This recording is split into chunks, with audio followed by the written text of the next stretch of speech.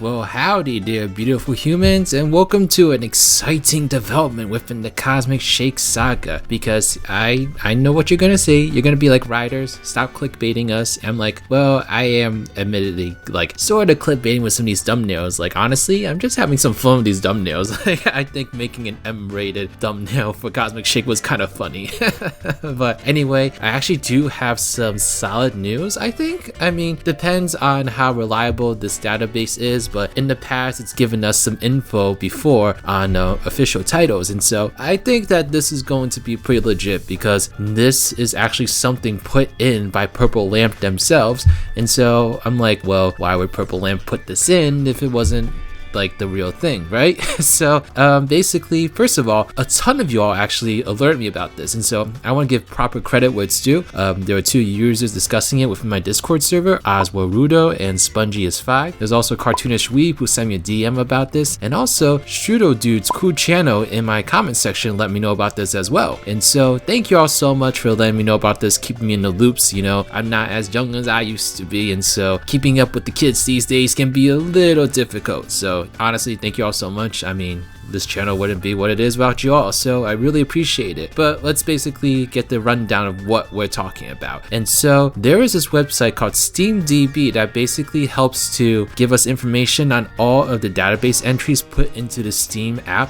by certain developers and publishers and such, and basically extracts it all so that we're able to see every single thing that the developers or publishers make to the Steam page. And recently we had a very interesting change made to the Steam page of Cosmic Shake, because in the Cosmic Shake Steam page they made an edit that included a potential release date for the Cosmic Shake. And so they added the store API release date, which the people at SteamDB did note that it could be wrong, but they added a date saying July 15, 2022. And if we look up ahead at the calendar and see what day that falls on, July 15th falls on a Friday, which is a common day for video games to be released. And so, you know, this is all seeming very, very positively the release date window for Cosmic Shake. It does make sense. I mean, it's being released a little bit sooner than Rehydrated was, but admittedly, maybe Cosmic Shake was announced a little bit later than Rehydrated was in terms of the development cycle. I mean, Rehydrated was announced before there was really any real development on it, but maybe Cosmic Shake was announced when there was already some development going into it. And so this is potentially good news because it just shows that maybe the wait for some actual information is not long now. Like, there may actually be something coming if this is indeed the release window that they're targeting, because that's 4 months from now, folks. That's pretty soon if you think about it. I mean, we're already 3 months into 2022, which is crazy in and of itself, and so it's not going to be that long before we finally see the Cosmic Shake.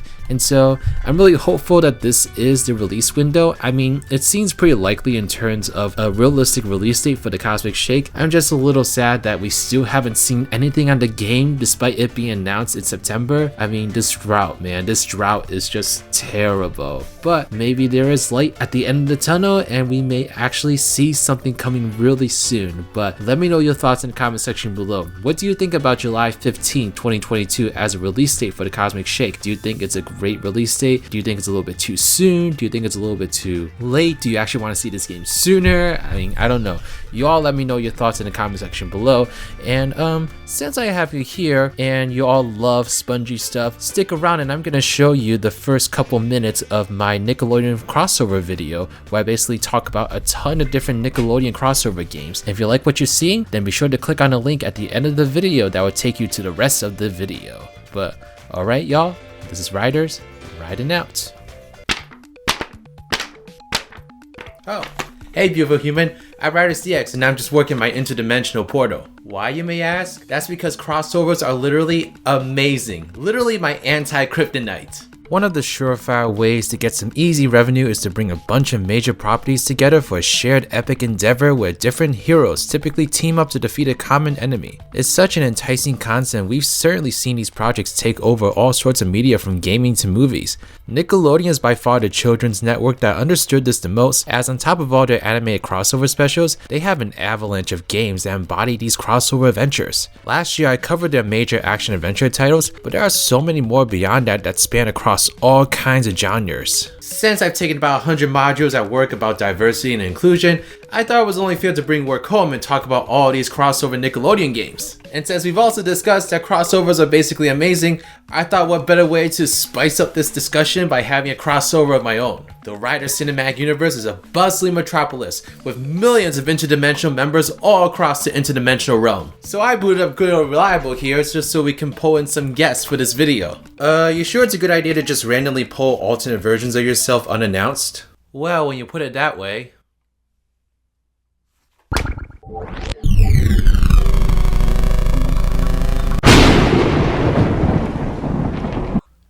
Sorry folks, looks like someone's just being a diva. Wow, that dumb portal throws a fit. Let's check out our first game. Nicktoons Racing is the first of many crossover racing video games involving Nicktoons. The game came out for quite a few systems, but the most infamous one came out on the PS1 and PC. I wasn't expecting much out of a PS1 racing title, and well, it's exactly what's being advertised.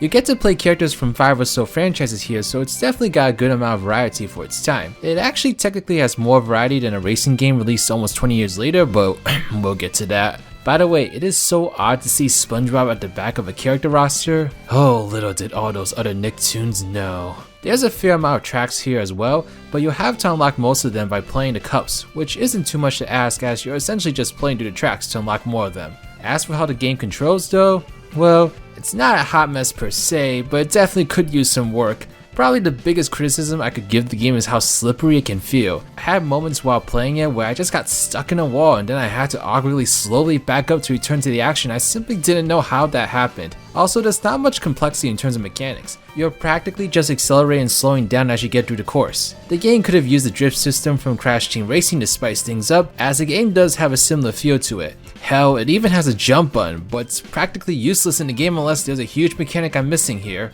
I mean, it's not great. There's way more other options out there that play way better and have so much more content. Plus, Patrick doesn't give me the creeps in those games.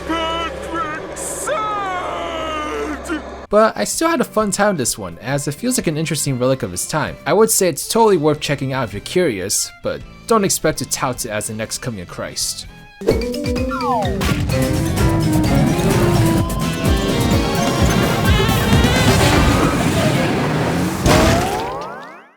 Nickelodeon Party Blast is a party game developed by Data Design Interactive and published by Infogrames. The game features characters from SpongeBob, Rugrats, Jimmy Neutron, Invader Zim, Rocket Power, and the Wild Thornberrys, with Cat Dog as a charming host.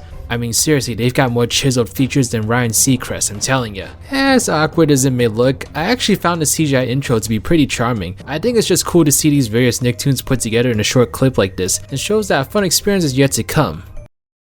Oh, how cruel life can be. Yes, this is the same game IGN gave a 1.1 to, so expectations are literally dead on arrival here. But oh my god, playing this game is a whole nother can of worms. It is by far one of the most ridiculously bad party games I've ever played. First off, the minigame selection is pretty limited. Think Crash Bash where there were only 6 or so games, but placing them in different locations and counting each one as a minigame. That's exactly what this one does, so we've already got a lack of variety going on here. But playing the actual games? Yeah, it's just as much of a train wreck as you'd expect. First off, the game does provide instructions on how to play each minigame, but doesn't even list any buttons needed to use all these moves. So cool, SpongeBob can grab characters, throw food at people. But what buttons do you press to do that? As a result, you have to play the game and figure out for like 1 minute what you're supposed to do with the controls, and it's just annoying. It doesn't help that playing the actual game is much like driving a car with a blindfold on. Half of the time, I swear SpongeBob just did whatever the he wanted, and I might as well have been just watching this game on YouTube due to how unresponsive the game could get. The minigames aren't even all that fun because not only are they all overly complex with there being like 10 plus items to grab in each of them, but they all also last far too long as well, which I imagine was to pad out the game due to how little the games there actually were.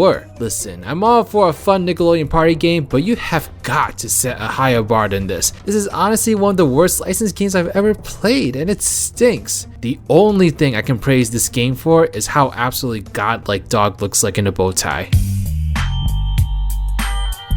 Thank you so much for watching this video. Special shout out to my patrons, New Gamer Hub, Team Rattle Sign Gamer, Trash Q, Claw84. These are my patrons / YouTube members. If you'd like to become a patron or YouTube member and get access to a whole bunch of different perks, then please check out the links in the description box below. But alright, this is Riders, riding out.